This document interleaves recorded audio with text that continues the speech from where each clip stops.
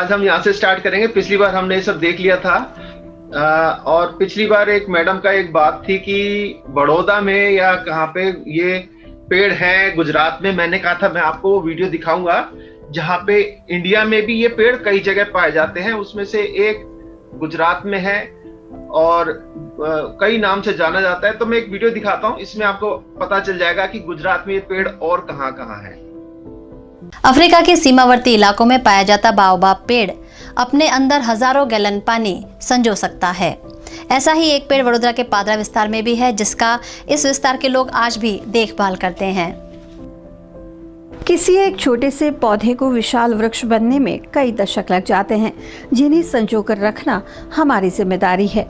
पादरा के गणपतपुरा गांववासी इस बात को समझते हैं और कई पीढ़ियों से अफ्रीका के सीमावर्ती इलाके में पाए जाते बाओबाब पेड़ की देखभाल करते हैं।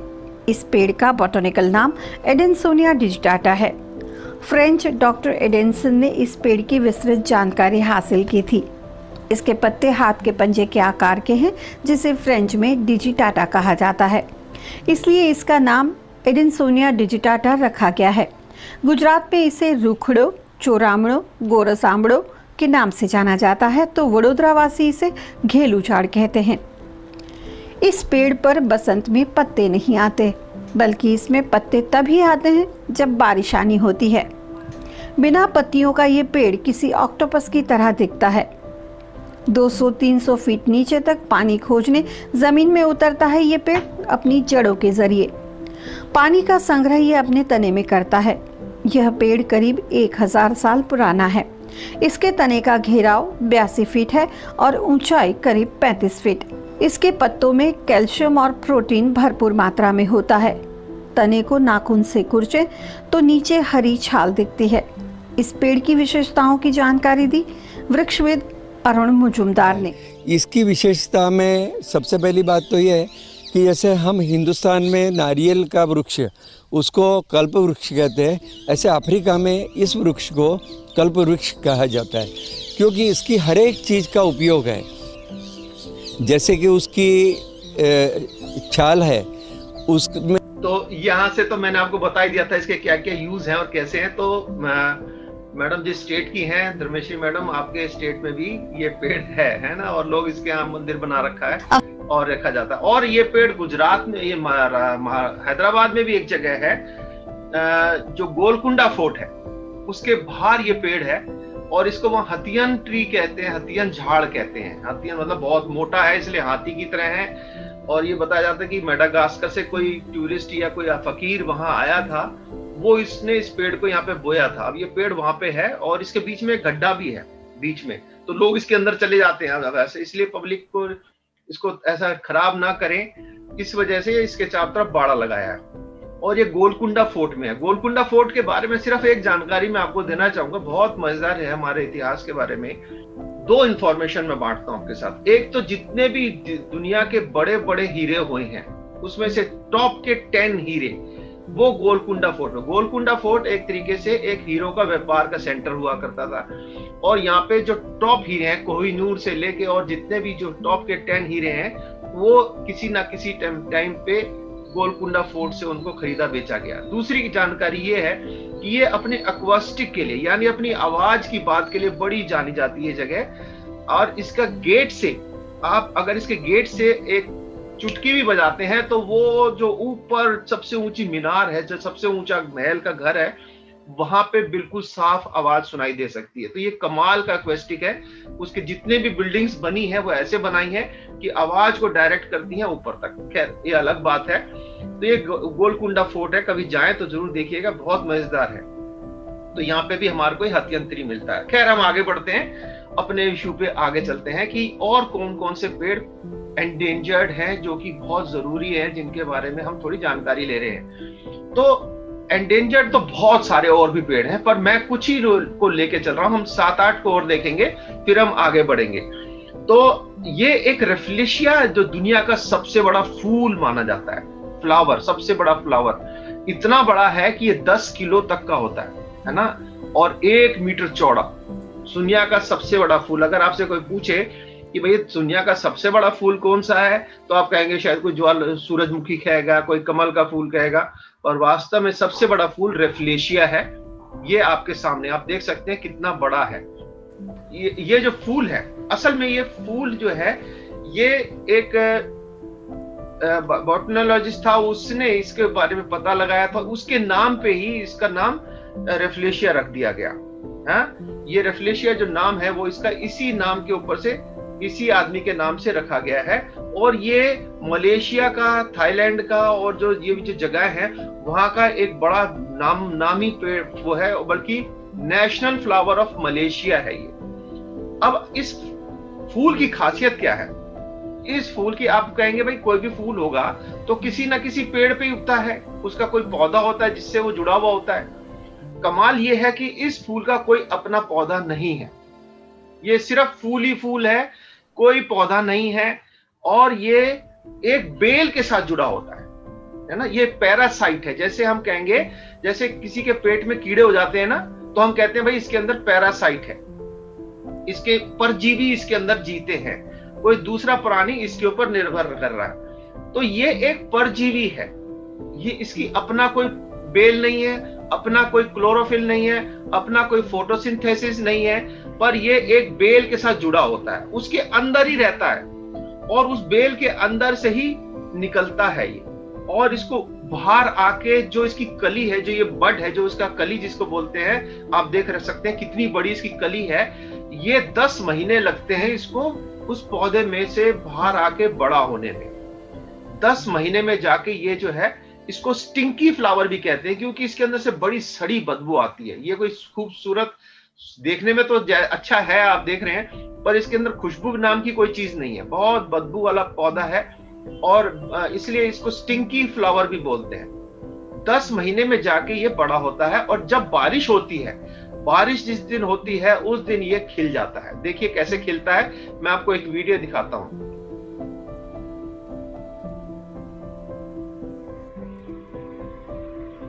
ये फास्ट फॉरवर्ड में दिखाया गया है, इतना फास्ट नहीं होता है। 5 पेटल्स होते हैं इसके, 5 पंखड़ियां होती हैं, और वो ऐसे खुल जाती हैं। बीच में इसके वो कांटे कांटे से आपको दिख रहे हैं, जिसमें से बड़ी स्मेल आती है और मक्खियां अंदर आती हैं, जिस वजह से इसका पॉलिनेशन होता है और वो इसी के उस हिसाब से रहता है। तो ये इस तरह से रेफ्लेशिया फूल खिलता है। ये आपने जिस स्पीड से देखा है, इस स्पीड से होता नहीं है, बहुत स्लो है। 9 महीने तो इसको लगते हैं, 9-10 महीने में तो ये जाके कली बनती है, और उसके बाद, और जब फूल खिल जाता है उसके बाद ये बहुत थोड़े समय के लिए जीता है ना। ज्यादा से ज्यादा ये जो है 5 दिन, 6 दिन, 1 हफ्ता ज्यादा से ज्यादा तक ये बड़ा रहता है। और ये सिंगापुर इतना, अब आप कहेंगे साहब इसमें एंडेंजर्ड होने की कौन सी बात है? तो ये एंडेंजर्ड इसलिए है क्योंकि ये बहुत ही रेयर चीज है ना। अगर आप वहां पे जाएंगे, सिंगापुर में, मलेशिया में घूमने जाएंगे, तो आप सोचेंगे कि जंगल में जाके आपको ये फूल मिल जाएगा, नहीं मिलेगा। यहाँ तक कि जो बॉटनिकल गार्डन्स हैं, जो उन्होंने साइंटिस्ट ने वो बना रखे हैं, वो भी नहीं कर पाए कि इसको उगा पाए अपने यहाँ पे। बहुत ही नखरीला पौधा है, नहीं उगता आराम से, बहुत मुश्किल से उगता है, और एक बेल के ऊपर निर्भर रहता है। इसमें मैंने आपको बता दिया कि ये पत्ती की, गोभी की पत्ती की तरह इसका कली होती है, और 5 उसमें खुल जाता है। और इसको 9 महीने में इसको लगता है कली से और बड़ा होने में, और फूल बनने के बाद सिर्फ 1 हफ्ते रहता है। ये देखिए, ये सिर्फ दुनिया के इस इलाके पर, देखिए आप कहेंगे कि ये तो सिर्फ क्या एक ही तरीके का होता है? नहीं, ये 22-23 तरीके के पौधे होते हैं, फूल होते हैं। और जो सबसे बड़ा और जिसके नाम से जाना जाता है वो ये कोलालमपुर, ये जो मलेशिया है, यहाँ पे सिंगापुर है। देखिए सिर्फ इस मलेशिया में इस इलाके में ये फूल उगता है, ये सबसे बड़े वाला है। बाकी जो और है वो फिलीपींस तक, इस पूरे इलाके में आपको ये मिल जाते हैं, पर ये बहुत ही रेयर है और कम होता जा रहा है। क्यों कम होता जा रहा है? ये देखिए, मरने के बाद ऐसा हो जाता है, मर जाता है एकदम, 1 हफ्ते के बाद खत्म। मलेशिया का नेशनल फ्लावर है, बहुत इसको रेयर चीज है वहां पे।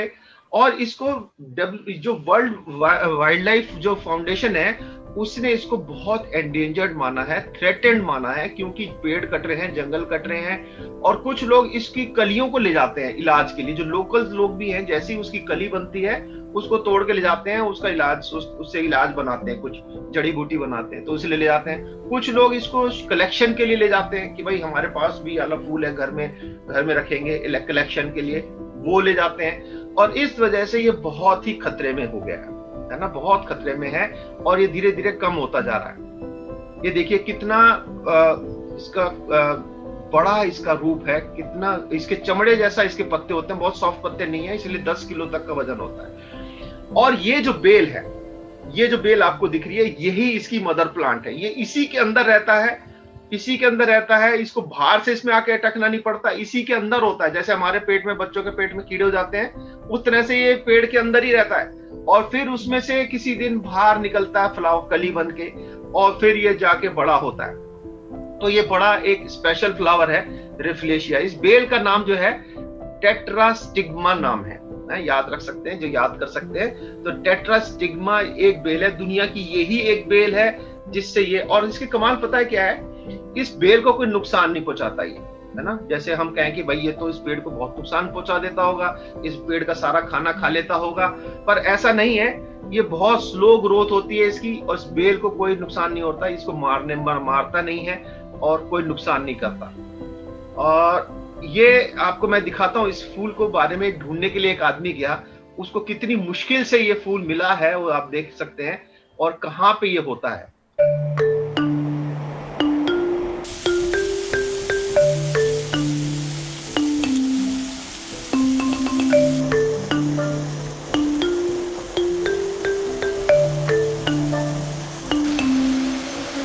I'm in West Sumatra, Indonesia. For the last week, I've been searching for the giant Rafflesia blooms of the jungle. I've been sending out guides and... ये बता रहा है कि मैं कई दिनों से मलेशिया में हूँ, मैंने बहुत लोगों को बोला, अपने गाइड्स को बोला और लोगों को बोला जाओ भाई ढूंढो, मुझे फूल देखना है, और वो बहुत जगह गए, कहीं नहीं मिला। अंत में इसको एक आदमी ने बताया कि भाई एक जगह फूल खिल रहा है, तो ये दौड़ा दौड़ा वहां जा रहा है। Waters in all directions to see if they can find any buds developing. Unfortunately, all of them have come back without any results. But just last night, a local contact said there's one Rafflesia in bloom. And it's not any old Rafflesia, it's Rafflesia arnoldii, the biggest of all the Rafflesia, the largest of the genus, and the biggest flower on earth. And it's in bloom just over here. And here it is. Wow! Look at the size of this flower. You can see it consists of 5 petals that are bright orange and warty. This is meant to resemble carrion. And inside it's got hairs like a dead corpse of some animal. And this immense size and the smell. It smells a little bit like rotten fish. That smell, the colour, this attracts carrion flies and other pollinators. But the bloom itself lasts for only about 6 to 7 days, then it dies and rots. It's a parasite. It has no leaves. It consists of a fibre of tissues inside a vine called the Tetrastigma vine. And once in a while, it blooms.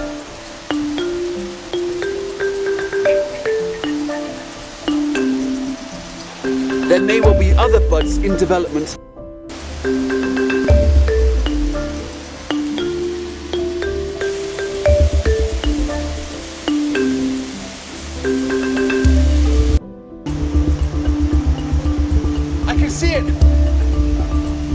ये देखिए, इसको एक कली भी मिल गई है, एक कली है उस पेड़ की, उसी फूल की जो उस बेल में से निकली है। तो ये बहुत कम देखने को मिलती है, इसलिए ये बड़ी एक्साइटमेंट वाली चीज है कि भैया इस आदमी को ये फूल देखने को मिल गया। खैर हम आगे चलते हैं। अगला हम पौधा पेड़ जो देख रहे हैं, एक बहुत ही रेयर पौधा है, बहुत ही इसको ये साउथ अफ्रीका का एक पौधा है, इसको बोलते हैं clan William cedar. Clan William cedar है। इसकी खासियत क्या है कि ये दुनिया में और कहीं नहीं उग सकता। अगर आप सोचें कि भाई बड़े खतरे में है, चलो हम इसको इंडिया में लगा के देख लेते हैं या कहीं और लगा लेते हैं, ये नहीं होता है। ये सिर्फ एक 250 किलोमीटर का एरिया है साउथ अफ्रीका में, वहीं पे 5 जगह है, वहां पे ही ये उस जगह में होता है और बहुत ही पुराना है, डायनासोर के जमाने से चलता आ रहा है ये पौधा, है ना। ये देखिए, ये बहुत ही सुंदर और बड़े सख्त इलाके में उगता है, पथरीले इलाके में उगता है, जहां पानी बहुत कम होता है, वहां पे उगता है। बहुत मजबूत है, बहुत दिनों में जाके मैच्योर होता है और कई हजार साल तक इसकी उम्र हो सकती है। पर अफसोस की बात है कि ये माना जा रहा है कि शायद इसको बचाना नामुमकिन हो जाएगा और अब ये 2100 तक तो ये मान रहे हैं कि ये खत्म ही हो जाएगा पौधा शायद, क्योंकि इतना ग्लोबल टेम्परेचर, इतना मौसम बिगड़ता जा रहा है मौसम, तो ये बता रहे हैं कि शायद हम ये पौधे को देखने वाले आखिरी पीढ़ी भी हो सकती है या हमारे बाद वाली पीढ़ी आखिरी पीढ़ी हो सकती है। तो बहुत प्रयास किया जा रहा है इस पौधे को बचाने के लिए। बड़ी मजबूत लकड़ी है, बहुत अच्छी लकड़ी है, खुशबूदार लकड़ी है, किसी जमाने में बहुत होती थी पर इसको काट काट के खत्म कर दिया। अब ये one of the rarest trees, दुनिया की, हमारी पृथ्वी पे जो सबसे कम दिखने वाले पौधों में से एक पौधा है ये ग्लेन विलियम्स सीडर, है ना। और ये 250 किलोमीटर के इलाके मैंने आपको बताया था, सिर्फ 5 पॉकेट्स में ये रह गया है, 5 छोटी छोटी जगहों पे ये पौधा उगता है और इसको क्रिटिकली एंडेंजर्ड, मैंने आपको उस दिन बताया था IUCN, है ना, ये इसको डिसाइड करता है कि कौन सा पौधा खतरे में है, कौन सा पौधा खतरे में नहीं है। ये एक लिस्ट बनाता है, conservation of nature, international union of conservation of nature है उसका ये है, उसमें ये क्रिटिकली एंडेंजर्ड इसको बताया गया है। इसके बीज देखिए इस तरह से, जैसे हमारा विद्या का पौधा होता है यहाँ पे, उसी की तरह से इसका बीज है, सीडर प्लांट है, पर ये बहुत ही स्लो ग्रोथ है और इसको बचाने के लिए बहुत प्रयास किया जा रहा है, पौधे लगाए जा रहे हैं, इसको बचाने की कोशिश की जा रही है और कुछ प्रयास तो हो रहे हैं, देखते हैं, उम्मीद कम है पर फिर भी प्रयास किए जा रहे हैं। और ये एक पौधा है, इतना एंडेंजर्ड तो नहीं है, पर मैं आपको इसलिए दिखा रहा हूँ कि आप कहेंगे भाई ब्लैकवुड क्या हमारे देश में नहीं होती, तो मैं आपको सिर्फ ये इसलिए दिखाने के लिए कर रहा हूँ कि ये ब्लैक लकड़ी जो है हमारे देश पे भी होती है, पर वो उतनी ब्लैक नहीं होती जैसे मैंने आपको अफ्रीकन ब्लैकवुड दिखाई थी, उस तरह से नहीं है, थोड़ा सा हल्के। इसमें ये पेड़ जो है हमारे श्रीलंका में, इंडिया में और इस इलाके में मिलता है, इंडोनेशिया में भी मिलता है और ये बड़ा धीरे धीरे उगने वाला पौधा है। 200 साल में जाके, 60 से 200 साल में जाके मैच्योर होता है और इसकी लकड़ी जो है ना ऐसे होती है जैसे ज़ेब्रा वुड होती है ना, ज़ेब्रा की लकड़ी होती है, ज़ेब्रा वुड भी एक लकड़ी होती है, उसी तरह से होती है। बड़ी कीमती लकड़ी है, बहुत मजबूत लकड़ी है और इसमें गोल्डन कलर की लाइनें होती हैं, इसलिए बड़ी कीमती लकड़ी मानी गई है। 200 साल में जाके मैच्योर होती है। इसका फूल ऐसे होते हैं, ये फल ऐसे आते हैं इसके अंदर और ये एंडेंजर्ड नहीं है, पर ये इसके देखिए कितनी खूबसूरत लकड़ी है, जब इसका इस गिटार के ऊपर लगाया तो कितना खूबसूरत बन के आता है। खैर, अब हम आगे चलते हैं। एक पेड़ ऐसा है जो वास्तव में बड़े खतरे में है और बड़ा अजीब पेड़ है। जैसे हमारा बाओबाब ट्री बहुत ही अजीब था ना, उसी तरह से ये ड्रैगन ब्लड ट्री, इसको बोला गया dragon blood tree. Dragon blood मतलब ड्रैगन के खून का जैसा पेड़। अब इसमें आप कहेंगे कि भाई ड्रैगन ब्लड कहां से इसका नाम रख दिया, ये तो छतरी की तरह दिख रहा है। तो ये पेड़ को ड्रैगन ब्लड इसलिए कहा गया क्योंकि पहली बात तो ये, मैं आपको रीजन बताऊंगा आगे, इतनी जल्दी से वो बताऊंगा नहीं सारी बातें। तो ये तो बहुत ऊंची जगह पे उगता है, हाई लोकेशंस पे, पहाड़ों के ऊपर सूखी जगहों पे उगता है और ये पेड़ जो है 50 मिलियन ईयर से चलता आ रहा है, कोई नया पौधा नहीं है, बहुत पुराना पौधा है। 50 मिलियन साल, 1 मिलियन में 10 लाख होते हैं, तो आप लगा लीजिए 50 मिलियन में कितने साल हो गए, है ना, 500 लाख, 5 करोड़ साल हो गए।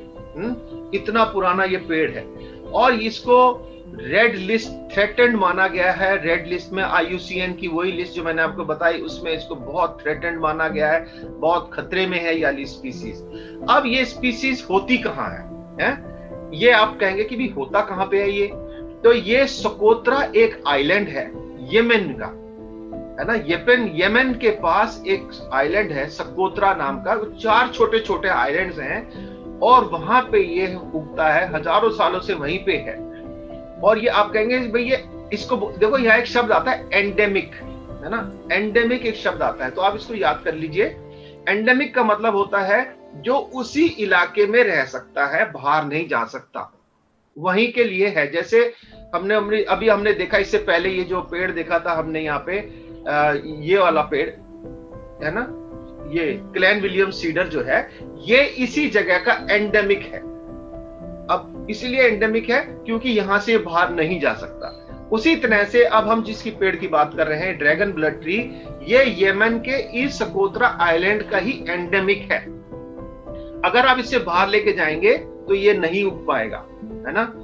और ये देखिए सकोत्रा आइलैंड है कहाँ, ये हमारा भारत है।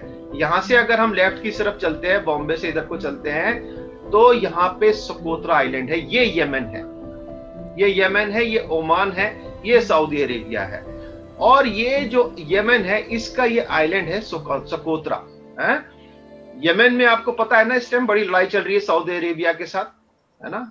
यहाँ पे हुतीज हैं, यहाँ पे दूसरे लोग हैं, और यहाँ पे जो सऊदी अरेबिया है, ये इनको एक लंबी कहानी है, वो किसी दिन और इसके ऊपर बात कर सकते हैं। तो ये सकोत्रा आइलैंड है। और ये देखिए 4 छोटे छोटे आइलैंड है, 1 2 3 और ये 4, तो ये 4 छोटे आइलैंड्स मिला के ये सकोत्रा आइलैंड्स का बनता है। और ये सिर्फ इसी जगह पे ये पौधा मिलता है आपको दुनिया में। अब इसका नाम ड्रैगन ब्लड क्यों है, आपके सामने फोटो है, आप देख सकते हैं कि इसका जो रस है वो खून की तरह निकलता है, लाल रंग का निकलता है, इसीलिए इसका नाम ड्रैगन ब्लड रखा गया। अगर इसको काटते हैं, इसकी छाल को चोट पहुंचाते हैं, तो उसके अंदर से लाल रंग का वो पानी निकलता है, और ये पानी की वजह से ही इसका नाम ये रखा गया। और ये बड़े काम का पौधा है। इसका जो गोंद निकल रहा है, जो इसके अंदर से लिक्विड निकल रहा है, ये बहुत दवाइयों का काम करता है। जैसे कि अगर आपको लूज मोशन हो जाते हैं, कोई चोट लग जाती है, कोई ब्लीडिंग हो रही है, अल्सर हो गया आपके पेट में, और आपको बुखार हो गया है, ये पेड़ आपको बहुत काम का है वहां पे, है? और इसके पीछे कुछ माइथोलॉजी भी है। ये माना गया कि भाई हरकुलिस को एक बार ग्रीक माइथोलॉजी में हरकुलिस था, हरकुलिस जो था, जो देवता था वहां का, ज़ूअस, देवताओं का भी राजा जो था ज़ूअस, उसका बेटा हरकुलिस है। तो हरकुलिस को एक बार किसी ने कोई काम मिला कि भैया आपको ये करना है, तो आपको पहले ये करना पड़ेगा। उसने कहा भाई ठीक है बताइए क्या करना है। तो उसको कई काम दिए गए थे, उसमें एक काम था कि उसको बोला गया कि एक पेड़ है, एक गार्डन है हेस्पेराइडिस का एक गार्डन है, वहां पे हरे रंग के सेब लगे हुए हैं। उस पेड़ की जो रक्षा करता है ये 100 मुंह वाला ड्रैगन करता है, 100 मुंह वाला ड्रैगन करता है। और आपको वहां जाके इस पेड़ के 3 सेब लेके आने हैं, गोल्डन एप्पल, वहां से हमारे को उस पेड़ के लाके दो, तब हम आपका मानेंगे कि आप वहां पे करते हो। इस ड्रैगन का नाम था लेडन नाम का ये ड्रैगन जो था, वो उस पेड़ की रक्षा करता था। तो हरकुलिस ने क्या किया, आके इसको लेडन को मारा, और मारने के बाद जो इसका लहू बहा, इसका जो खून बहाया, उसी पेड़ की, उसी खून की वजह से, जहां पे ये पेड़ उगे, वो खून की वजह से इसके अंदर भी वो रंग आ गया। ये एक कहानी मानी जाती है कि भैया ग्रीक माइथोलॉजी में इस कहानी को माना जाता है। खैर हम तो नहीं कह सकते। और एक कहानी और भी इसके साथ जुड़ी हुई है, जो यमन के लोग इस बात को मानते हैं, इस बात को उनके वो बताते हैं कि जो पहला मनुष्य था पृथ्वी पे, आदम, उसके 2 बेटे थे, कैन और आबेल।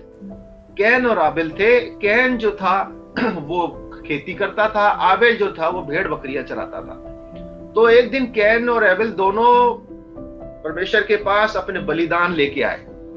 जब बलिदान लेके आए तो कैन ने जो अपनी सब्जियां, फूल, ये सब चढ़ाए, तो वो उसको ग्रहण नहीं किया गया। पर आबेल ने जो अपनी भेड़ बकरी चढ़ाई तो उसको एक्सेप्ट कर लिया गया।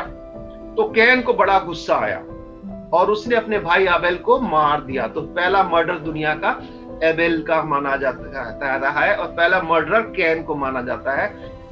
तो कैन ने अपने भाई आबेल को मार दिया, और उसके खून जो वहां पे बहा, उसी वजह से इस पेड़ का रंग जो है ऐसा हो गया। ये वहां के लोग ये मानते हैं, जो वहां के यमन के मूल निवासी है, वहां पे ये लोक कथा वहां की ये मानी जाती है। और ये जो इसके अंदर से देखिए इस तरह का गोंद निकलता है, और ये गोंद बड़े काम का है। है ना। ये बहुत काम का, इसकी एक बड़ी अच्छी खुशबू है, इससे वो सुगंध निकलती है, इससे इंसेंस बनाया जाता है, इत्र बनाए जाते हैं इस गोंद से। और क्योंकि ये ऐसा रंग है इसका और ऐसा इसकी खुशबू है, तो वहां के लोग इसको मैजिक में भी प्रयोग करते हैं, है ना। आप मत शुरू कर देना कि भैया लाओ चलो हम भी कुछ करें, आबरा डाबरा गिली गिली, तो ये वो ऐसा कोई मैजिक वाला काम है। लोग वहां के मैजिक करते हैं, कुछ लोग इसका ब्लैक मैजिक में यूज करते हैं। और इसकी जो रस्सी, इसकी एक बात और बता दूं मैं आपको, दुनिया का सबसे महंगा शहद, दुनिया का सबसे महंगा शहद जो बनता है, जो मधुमक्खी इस पेड़ के अंदर जो शहद बनाती है, वो सबसे महंगा शहद इस पेड़ का होता है। तो लोगों ने आजकल ये बिजनेस किया हुआ है, इसकी लकड़ी से बी हाइव्स बनाते हैं, शहद के छत्ते बनाने का वो बनाते हैं, मधुमक्खी पालते हैं। और इसकी जो पत्तियां हैं उससे रस्सियां बनाई जाती हैं, रस्सियां बनाते हैं वहां के लोग इस पेड़ की पत्तियों से। और देखिए इसका जो ये जो गोंद निकलता है, जो इसका जो रस निकलता है, उसको बड़ी जगहों पे काम आ जाता है। मैंने आपको इलाज में तो बताया कि काम आता ही है, दांत मंजने के भी काम आता है, और बहुत चीजों के, कपड़ों की रंग करने के काम आता है, पेंट बनाने के काम आता है। और जो वायलिन, जो सबसे महंगे दुनिया के वायलिन बनते हैं, जो उनके ऊपर रंग किया जाता है ब्राउन कलर का, वो इस लकड़ी के रंग से किया जाता है। तो सबसे महंगे वायलिन बनते हैं। और ये लिपस्टिक और फलानी चीजों में तो काम आता ही है। और मैंने आपको खुशबू में बता दिया, मैजिक के ट्रेडिशंस में भी काम आता है। और ये इसका बड़े काम का इसका ये जो है ये काम आता है। और देखिए ये जो शहद है दुनिया का सबसे महंगा शहद है ना।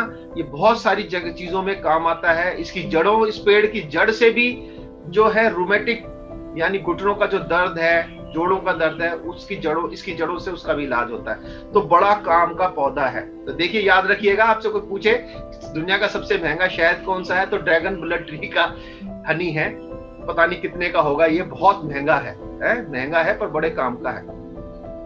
अब हम आगे चलते हैं, दुनिया के सबसे बुजुर्ग पेड़ों से मिलने के लिए चौरासा चलते हैं।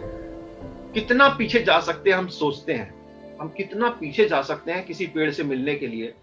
तो दुनिया का देखिए दो तरीके से मैं आपको ये पेड़ों की उम्र के बारे में बताऊंगा। एक तो वो पेड़ है जो सिंगल पेड़ है, खुद के पेड़ हैं और वो खुद ही उगे हुए हैं और खुद की उम्र है। तो ये है दुनिया का सबसे बुजुर्ग पेड़ जिसको माना गया था, है नहीं अभी, मेथुसेला, है ना। मेथुसेला भी एक बिब्लिकल कैरेक्टर है जो कि माना गया कि 1000 साल के करीब जिया था, 1000 साल जीने वाला मनुष्य था। तो उसकी वजह से इस पेड़ का नाम भी मेथुसेला रखा गया कि बहुत बुजुर्ग पेड़ है। इसकी उम्र 4800 साल से ज्यादा मानी गई। इसका कार्बन डेटिंग से किया गया। देखिए हम किसी पेड़ की उम्र कैसे लगा सकते हैं, या तो हम उसके तने को काट दें और फिर उसके अंदर से रिंग्स को गिने, तो हम इस पेड़ को तो काट नहीं सकते। तो हम क्या करते हैं, कार्बन डेटिंग करते हैं कि इसके अंदर कितना कार्बन है। तो उसके पेड़ के कार्बन डेटिंग करने से हमें पता चला कि इस पेड़ की जो उम्र है वो 4800 साल से भी ज्यादा है। तो इस पेड़ को नाम रखा गया मेथुसेला। और इस पेड़ को ऐसी जगह पे है कि लोगों को बताया नहीं गया। ये जितने भी ऐसे पेड़ हैं उनको लोगों को बताते नहीं है कि भाई कहाँ है, क्योंकि लोग जा जाके क्या करेंगे, इसकी लकड़ी ले आएंगे, जी हमारे पास मेथुसेला का टुकड़ा है, देखो ये दुनिया के सबसे पुराने पेड़ का टुकड़ा है, ये देखो इस पेड़ की पत्ती सबसे दुनिया के पुराने पेड़ की पत्ती है, और पेड़ का सत्यानाश कर देंगे। कुछ लोग, अगर हमारे देश के लोग चले गए तो शायद उस पेड़ पे लिख भी देंगे कुछ कुछ, है ना। जैसे मैंने आपको हथियन झाड़ दिखाया हैदराबाद में, अगर आप उसको जाके देखें तो उसमें सबने अपना नाम लिख रखा है, फलाना लव्स, फलाना ये वो सब लिख देते हैं, है ना। बड़े अफसोस की बात है। तो इन्होंने इस पेड़ को बताने नहीं दिया कि ये पेड़ है कहां। अब कमाल की बात यह है कि इससे भी पुराना एक पेड़ मिल गया इसी के बगल में, है ना। इसको मेथुसेला से भी पुराना हमें एक पेड़ मिला जो कि 5000 साल से भी ज्यादा पुराना है ना। और वो पेड़ इसी इलाके में हुआ। और ये भी ब्रिसलकोन पाइन जो है, ये वो भी ब्रिसलकोन पाइन है। ये देखिए वो पेड़ है ब्रिसलकोन पाइन। आप कहेंगे ये तो मरा हुआ है, मरा हुआ नहीं है। देखिए इसके साइड से ये थोड़े बहुत हरे पत्तियां निकल रहे हैं। इसमें आधी लकड़ी मरी हुई है, आधी लकड़ी जिंदा है। और ये बड़े सख्त और ठंडे इलाके में होता है जहां बहुत कम बारिश होती है, बहुत सख्त ठंड पड़ती है। कैलिफोर्निया में वहां पे उन पहाड़ियों के ऊपर ये मिलता है। और ये इसका नाम मैंने आपको बता ही दिया कि इसका नाम मेथुसेला क्यों रखा गया, क्योंकि ये 1000 साल पहले जो 1000 साल जीने वाला मेथुसेला व्यक्ति था उसके नाम पे इसको रखा गया है। अगर हम इसका देखें, इसने दुनिया का कितना इतिहास देखा हुआ इस पेड़ ने, है? देखिए, आज से 4000 यानी तकरीबन 5000 साल पहले ही हमने मनुष्य ने लिखना पढ़ना शुरू किया। तो रिटर्न हिस्ट्री जो हमारी शुरू होती है ना, वो करीब 4500 से 5000 साल के बीच में शुरू होती है। उससे पहले का तो हमें पता ही नहीं है, वो पाषाण युग था। तो इस पेड़ को अगर आप माने तो इस पेड़ ने जब से मनुष्य ने लिखना पढ़ना शुरू किया, घर बना के रहना शुरू किया, जब से उसने पहिए का आविष्कार किया, उस जमाने का ये पेड़ है। यानी इस पेड़ ने मिस्र की सभ्यता है तो इसके सामने बच्चा है, चीन की सभ्यता, सारी चीजें इसने सब चीज देखी हुई है ना, सब चीजें इसके सामने हो चुकी हैं। और दुनिया के जितने भी धर्म बने सब इसने देखे कि लोगों ने कैसे कैसे धर्म बनाए, कैसे कैसे लड़ाइयां करी, सब इस पेड़ के ने देखा है। इतना पुराना ये पेड़ है। तो ये दुनिया का सबसे बुजुर्ग सिंगल वाला पेड़ माना गया है। अगर हम एशिया की बात करते हैं, एशिया में तो ईरान में ये एक पेड़ है जिसका नाम जोरास्ट्रियन पेड़ सार्व रखा गया है। ये भी एक पाइन ट्री है ना, साइप्रस ट्री है। साइप्रस ट्री है, ये ईरान में मिलता है। 4000 साल पुराना इस पेड़ को माना गया है और ये एशिया का सबसे पुराना पेड़ है। तो सर्व ए अबरकू इसका नाम है, सर्व ए अबरकू।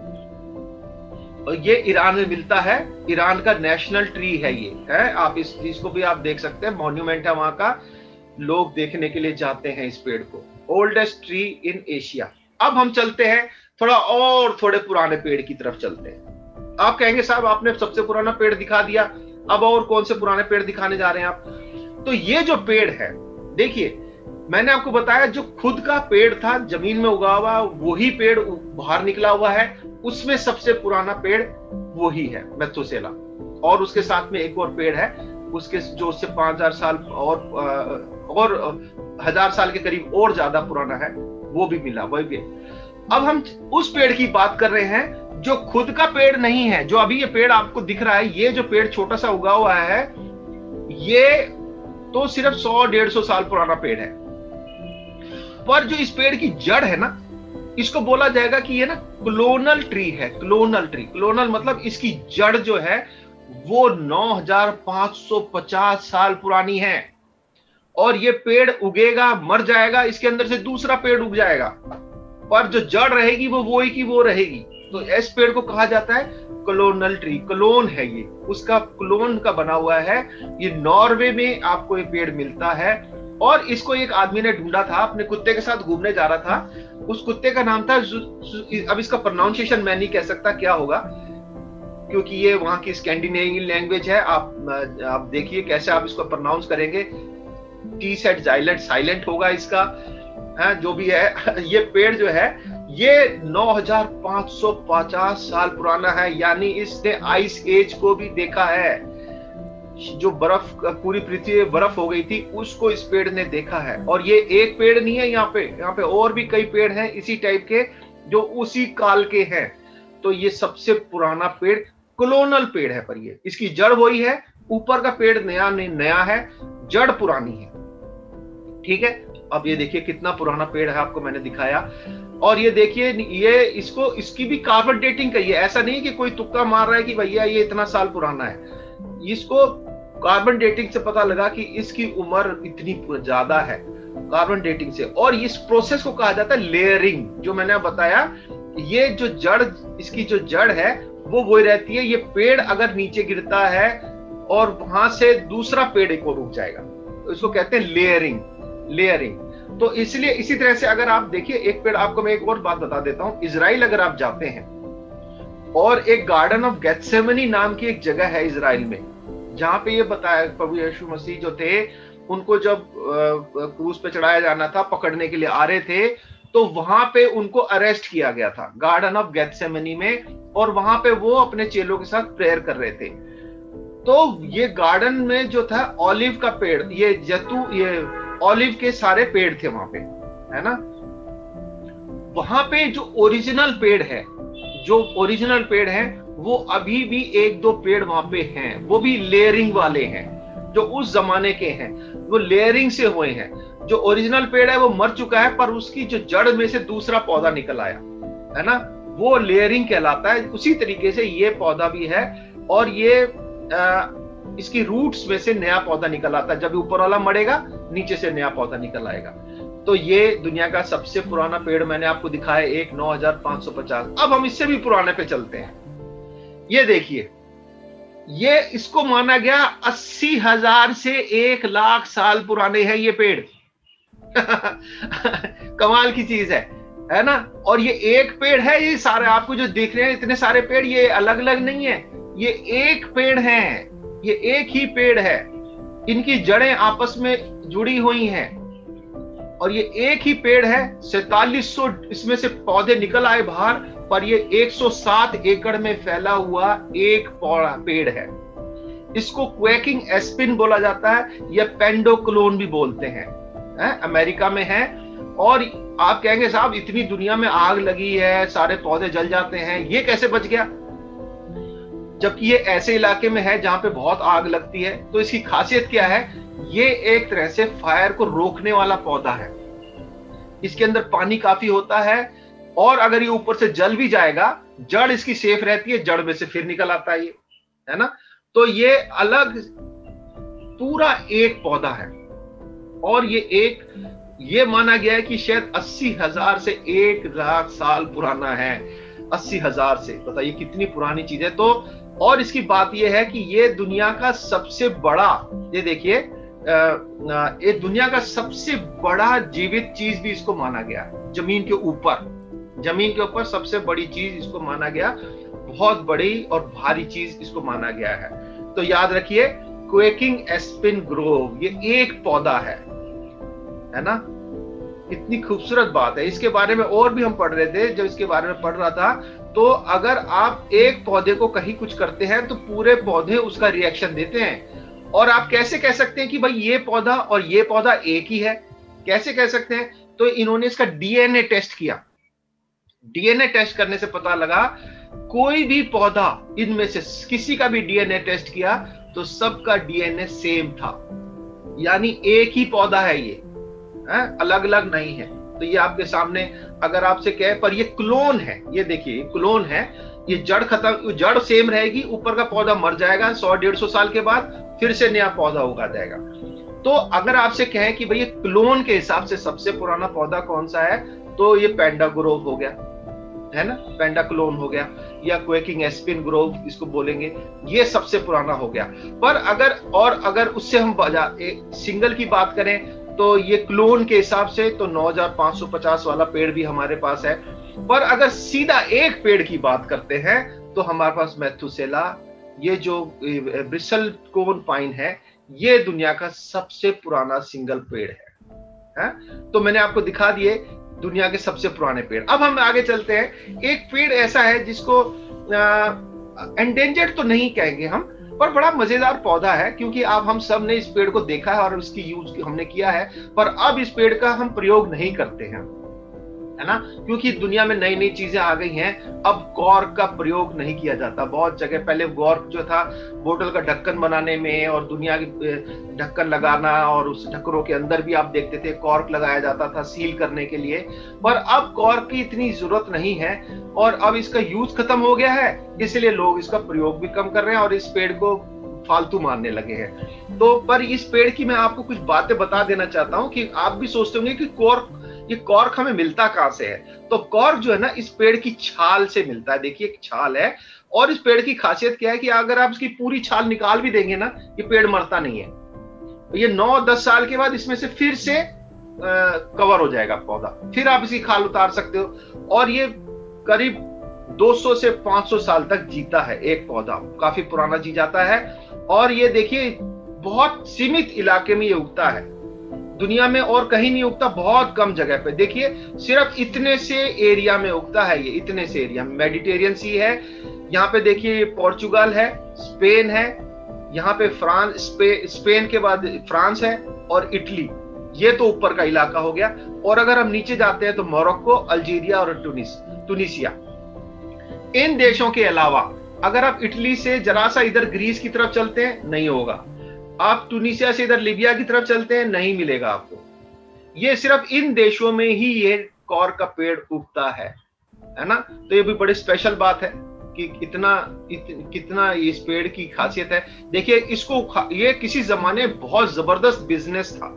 इस पेड़ को खाल उतारने वाला भी हर एक के बस की नहीं होता था, बड़े टैलेंटेड आदमी इसको उतारते थे क्योंकि बड़ा पैसे वाला बिजनेस था, बहुत पैसे मिलते थे इन लोगों को जो ये काम करते थे। और ये 9 से 12 साल के बाद ये दोबारा से पेड़ जो है कॉर्क उतारने के लिए तैयार हो जाता है। एक जीवन काल में आप 16 बार इसमें से एक कॉर्क की छाल उतार सकते थे। उतारने के बाद क्या करते हैं, इसको सूखने के लिए छोड़ देते हैं 6 महीने के लिए। जब पूरा पानी सूख जाता है फिर हम इसको यूज के लिए ले जाते हैं। पहले वाइन की बोतलों के ढक्कन, दवाइयों की बोतल के ढक्कन, सब में कॉर्क यूज होता था। अब ये चीज का इतना प्रयोग नहीं है, सॉफ्ट लकड़ी है। खैर आगे चलते हैं। एक बड़ा मजेदार पौधा है, सबने इसके बारे में देखा होगा, सुना होगा। ये एक मांस भक्षी पौधा है, शिकारी पौधा है। और आप कहेंगे साहब हमने तो इसके बारे में बहुत सुना है, देखा, ये कहां से खतरे में है। पर आपको मैं बता दूं ये भी पौधा बहुत खतरे में है। डिफॉरेस्टेशन की वजह से लोग इसकी कलेक्शन करते हैं, जंगल में से इसको ले जाते हैं, अपने घरों में लगा लेते हैं। इसकी वजह से इसकी जनसंख्या जो नेचुरल एनवायरनमेंट में होती थी वो खत्म होती जा रही है। और ये मीट मांस भक्षी है, कीड़ों को कंट्रोल करने में बड़ा फायदा देता था। अब इसको बचाने का बड़ा प्रयास किया जा रहा है ना। अब इसको एक तो बात ये बात जाता है कि भाई इसका फायदा क्या है, हमारे को क्या करना है इस पौधे का, कोई हमारे यूज का तो है नहीं, इसलिए कोई इसको पर ध्यान भी नहीं दे रहा बेचारे पे। तो ये बड़ा ही अजीब और कमाल का पौधा है। मैं आपको इसके बारे में दिखाऊंगा। देखिए मैं आपको इसके बारे में बता देता हूँ पहले थोड़ा सा कि ये पौधा आपको मैं दिखाऊंगा, आप देखिएगा।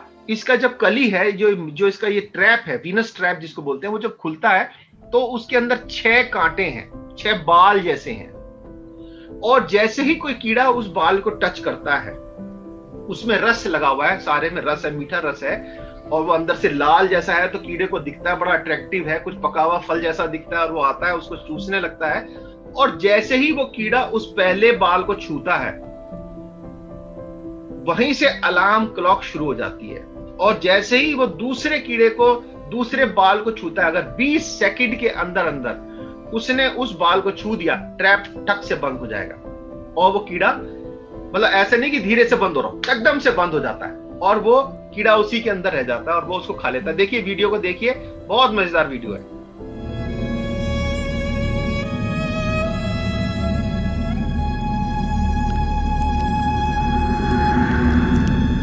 The Venus flytrap.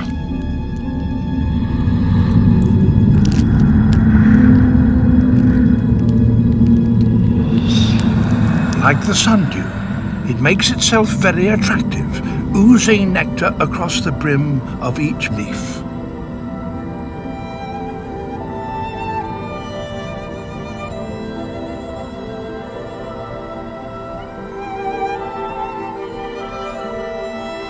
But any visiting insect had better watch out for these 6 tiny hairs.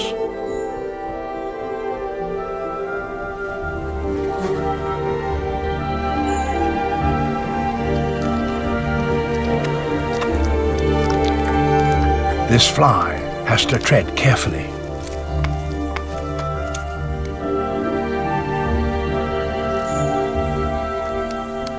If it strikes one hair, it can carry on feeding, but a timer has been set.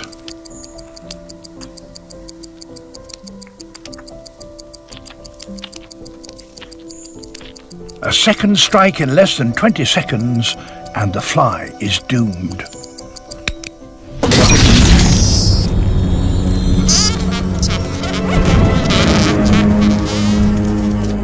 An electrical impulse is triggered and the leaf snaps shut in just a fraction of a second. The tips lock together like prison bars.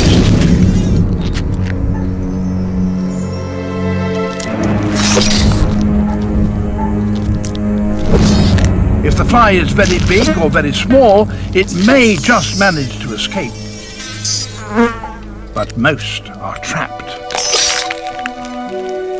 and die.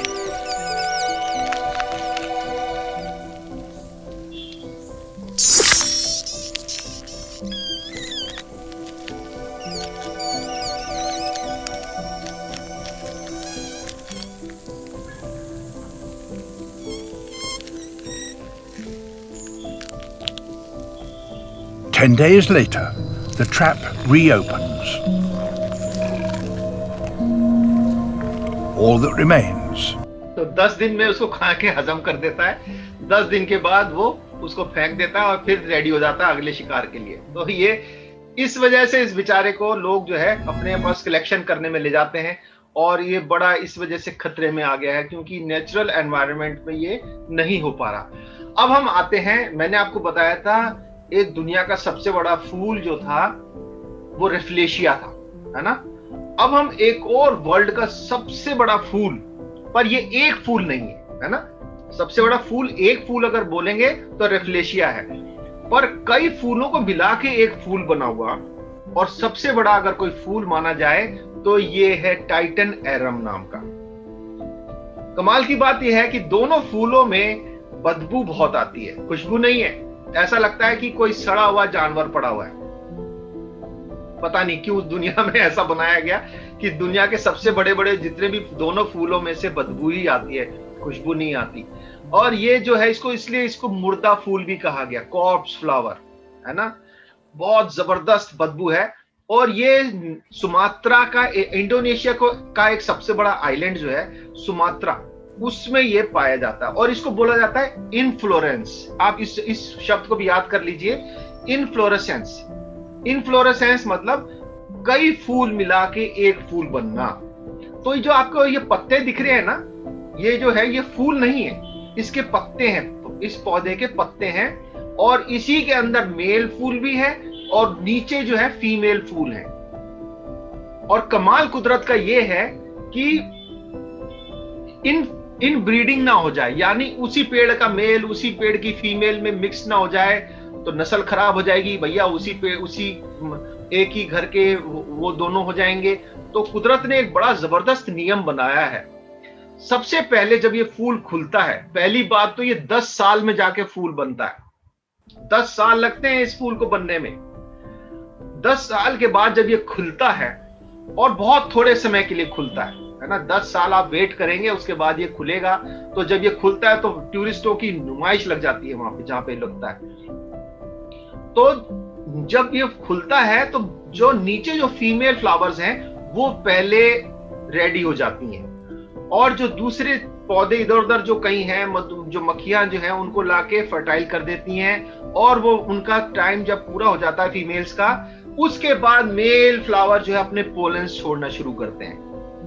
तो वो जब pollen छोड़ेंगे तो females के ऊपर कुछ गिरेंगे भी पोलन ग्रेन्स, तो उस पेड़ की फीमेल्स को कोई नुकसान नहीं होगा, कोई उनको वो फर्टिलाइज नहीं होंगी उससे, और उसके पोलेंस जो है दूसरे फूल के लिए काम आएंगे। तो कुदरत ने कितना जबरदस्त एक नियम बनाया है। जब मैं इसको देख रहा था बड़ी हैरानी हुई मुझे कि कैसे बचा के रखा है कि भैया वो इन ब्रीडिंग ना हो जाए। देखिए ये है सुमात्रा का आइलैंड, है ना, यहाँ हमारा इंडिया है, ये असम और त्रिपुरा सबसे लास्ट में।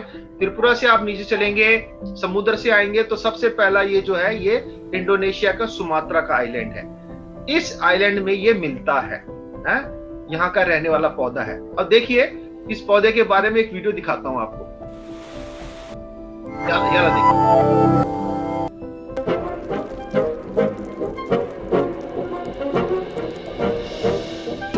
It happens maybe only once a decade and lasts about 24 hours. तो जिस फूल को खिलने में 10 साल लगे वो सिर्फ 24 घंटे के लिए, मुश्किल से 24 घंटे के लिए खुला रहता है, या 2 दिन के लिए मुश्किल से है, उसके बाद ये खत्म हो जाता है। The bloom of the rare and gigantic Titan arum, better known as the corpse flower. It's a mimic. It copies the stench of dead, rotting animals. But hold up, what you're looking at isn't actually the flower.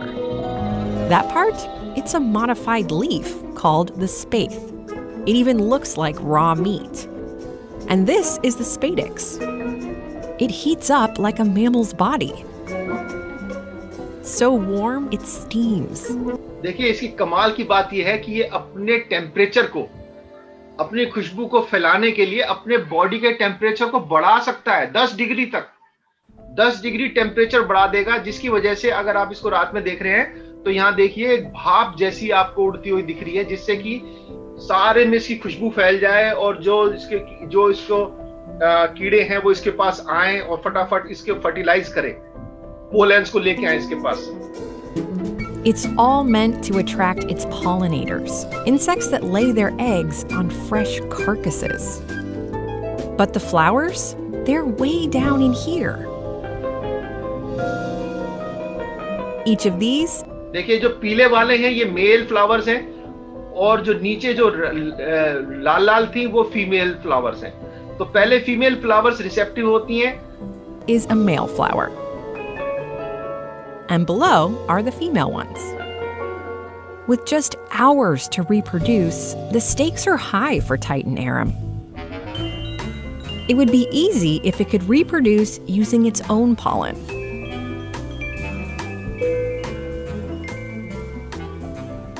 But the plant needs fresh genetic material, pollen from other corpse flowers, to make these, the fruit and seeds that eventually will become healthy new plants. So, it staggers things. The female flowers are ready first. They get sticky. The plant sends out its powerful stench, more than 30 chemicals in all. Some are nice. The spathe releases a jasmine smell. But mostly, it smells like funky cheese, rotting garlic, or dead rat in the wall. That aroma tricks flies to come investigate, thinking it might be a good spot for their young. And they might bring along pollen from another corpse flower, brushing it on the female flowers. A few hours later, the male flowers release strings of pollen. Some of it falls on the female flowers, but by then they're no longer able to use it, which is how the plant avoids pollinating itself.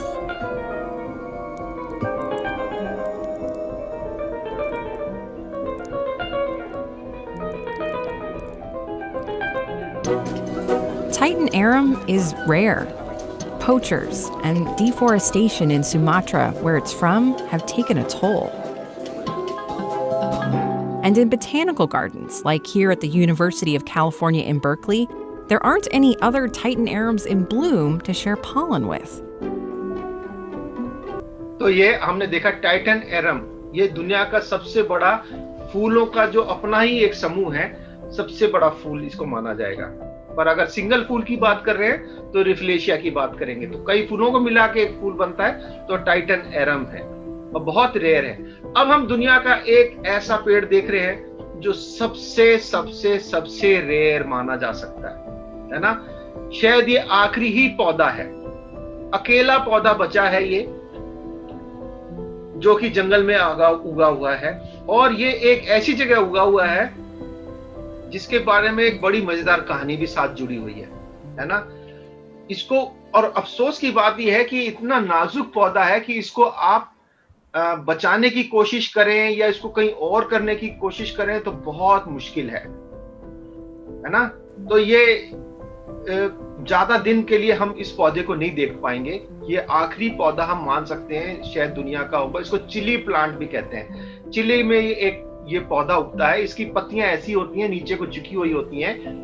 पहले ये किसी जमाने में पूरे chilli में पाया जाता था, पर अब ये सिर्फ रॉबिन्सन क्रूसो आइलैंड है ना, एक आइलैंड है रॉबिन्सन क्रूसो, सिर्फ वहीं पे ये ओनली वन स्पेसिमेन एग्जिस्ट, सिर्फ एक स्पेसिमेन बचा हुआ है, वो भी एक खाई के अंदर एक ढलान में ऐसे उगा हुआ है, इसलिए बचा हुआ है। ये बहुत ही rarest of the rarest plant है, ये चिली में उगता है और इसका फूल इस तरह से आते हैं। और ये देखिए, ये है चिली, और चिली से अगर आप वेस्ट की तरफ चलते हैं चिली से, तो आपको यहाँ पे ये आइलैंड है रॉबिन्सन क्रूसो का। बहुत से लोगों को रॉबिन्सन क्रूसो की कहानी पता भी होगी, और हमारा समय भी खत्म हो रहा है, तो मैं जल्दी से इस कहानी को थोड़ा सा बता दूंगा। ये रॉबिन्सन क्रूसो था, जो कि एक जहाज में एक इसका कहानी है। वास्तव में तो कहते हैं कि एक आदमी ने ऐसा किया था, उसके बेस पे एक कहानी लिखी गई। अलेक्जेंडर नाम का एक आदमी था, वो एक आइलैंड पे अकेला उसने रहने का प्रयास किया, उसने रह के दिखाया, तो 23 साल तक वो रहा उस आइलैंड पे अकेला। तो उसी तरह से रॉबिन्सन क्रूसो की भी कहानी बनाई गई। जहाज क्रैश हो गया, तो ये एक टापू पे जाके पहुंचा, वहां पे इसने अकेला था, तो जहाज में से कुछ बंदूकें, कुछ सामान लेके आया, खाने पीने का सामान लेके आ गया, और वहीं पे इसने बकरी पाली, मिल गई इसको, वहीं से पाल के दूध दाद का इंतजाम किया, और ये 23 साल अकेला उस आइलैंड पे रहता रहा। वहां पे इसको एक बार क्या हुआ, कुछ आदिवासी आदमखोर लोग आ गए, जो कि एक आदमी को मार के खाना चाह रहे थे। तो उसने उस आइलैंड में उस आदमी को बचाया, और वो उसने देखा वो दिन था फ्राइडे का, तो उस आदमी का नाम इसने फ्राइडे रख दिया, और फिर उसको इसने अपनी भाषा सिखाई और ये दिखाया।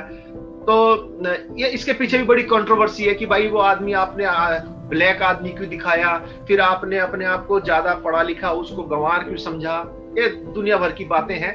तो पर वास्तविकता यह कहानी ये है कि भैया इसने उस आदमी को बचाया, और उस आदमी का नाम फ्राइडे था। आपने कहानी जरूर पढ़ी होगी। तो ये है वो रॉबिन्सन क्रूसो आइलैंड, जिस आइलैंड पे ये आदमी अकेला 23 साल तक रहा है। और यहीं का ये पौधा है चेले प्लांट, जिसको बोलते हैं ये आखिरी पौधा, इसको हम यहाँ पे, ये हमारा है। तो आज हमने यहां तक देखा है। चलिए सबको बाय बाय है, बाय।